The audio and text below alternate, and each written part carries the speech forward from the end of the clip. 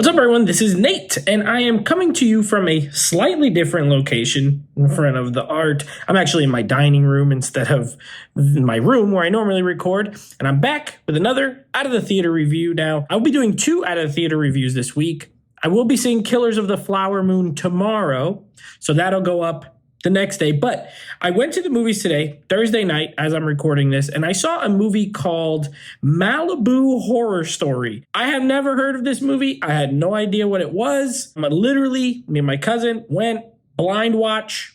Just go in. Let's see what this is about. So I'm going to go ahead and give you my 2 cents on the film. But before I do, if you would, please consider subscribing to the channel. Go ahead and hit that bell icon. That way you get notified every time new videos drop. Also, if you wouldn't mind, just giving me a thumbs up down below. Just click that like button and leave a comment. Have you heard of this movie? Are you looking forward to seeing it? Was it on your radar at all? It really wasn't on my radar at all. So let's just go ahead and get into the review. To be honest, I didn't love this movie. I did not love it. I did like some of the ideas in the movie.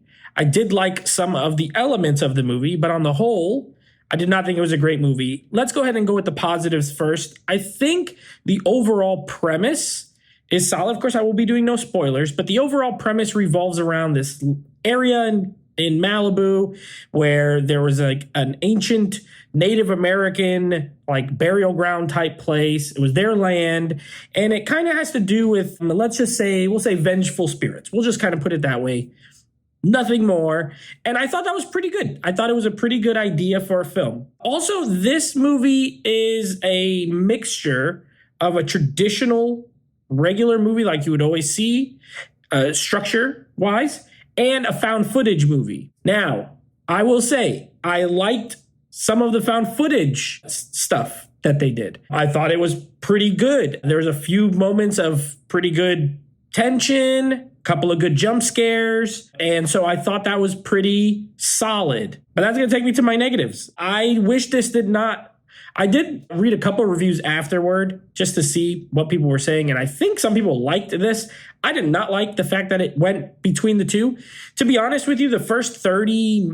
So the movie opens with traditional style movie. Then it goes into the like found footage part. And that whole segment is about 30 or 35 minutes. And I felt like I was watching a YouTube video. I'll be honest with you. I felt like I was watching a YouTube video or like a Netflix unsolved mysteries, because it basically revolves around these missing teens. And it's this crew that does make videos, it's like a Ghost Hunters type show. And they make this show, and it's showing, basically they are watching their episode up to that point. So movie opens regular, then it goes into this, you're watching a show pretty much. So it has like interviews with people. It shows the found footage. And then it has like other intercuts where they're like, but here's where the mountains were. And so like, I didn't feel like I was watching a movie anymore. I honestly felt like I was watching a YouTube video about like a crime, like a true crime YouTube video or a Netflix show. It was a little weird.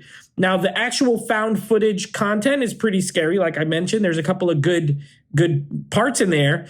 And then after they watch that episode, that 30, 35 minutes, it then switches back to a traditional style of movie. So regular camera work, music, all that kind of stuff. Far less scary, in my opinion. Far less scary when it's in the regular format than in the found footage.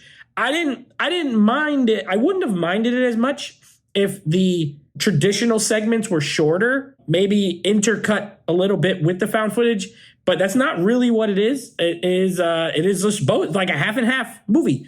And so because it was half and half, I was more into certain elements than others. Also, the acting is not great. This is like a super low budget movie. I think they used their budget well, but overall, it still has like the acting is not that great. There's nobody in this that you will know, most likely. So the acting was, and some of the effects were, and there was a couple of parts that were pretty predictable. I was like guessing things right, left, and right. And again, I'm not the type that normally likes to do that. Like I don't like to watch a movie and then try to guess what's going to happen next. But it was like very easy. It was like, oh, well, this is going to happen. And then sure enough, it would happen. So I actually wanted to like this movie while I was watching it, especially in the first half. I was like, maybe this is better than I thought it was going to be. And then it goes to some stuff I didn't like. So, I mean, it's a mixed bag. Again, if they stuck to the found footage, this probably would have been a new found footage movie that I thought was at least decent. I'm not saying, don't get me wrong, I'm not saying this would have been like an 8 or 9 out of 10, but it was decent. It was engaging.